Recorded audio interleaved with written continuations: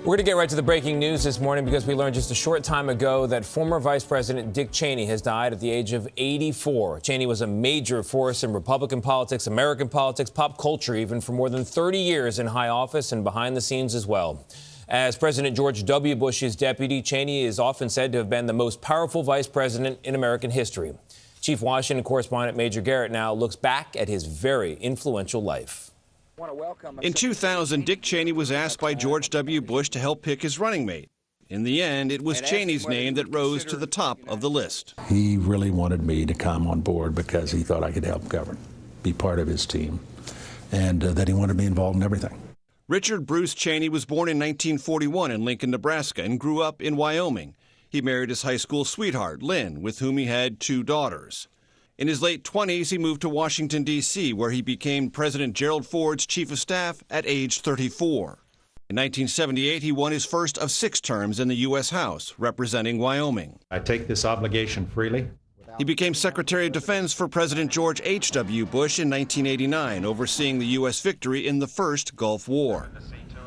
In 1995, Cheney became CEO of Halliburton, the world's largest oilfield services company. It made him a multimillionaire. In 2000, he left the company to join the Republican ticket. This election is about real choices, that we are talking about the future of our nation. The bitter presidential contest was decided in Bush and Cheney's favor by a 5-4 decision of the Supreme Court. The September 11, 2001 attacks were the defining moment for the new administration. As the U.S. went to war in Afghanistan, Cheney also urged military action against Iraq. There is no doubt that Saddam Hussein now has weapons of mass destruction.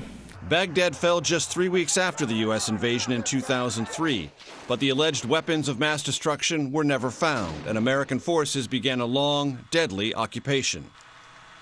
Even so, the Bush-Cheney team made national security the centerpiece of the 2004 re-election campaign. Because if we make the wrong choice, then the danger is that we'll get hit again.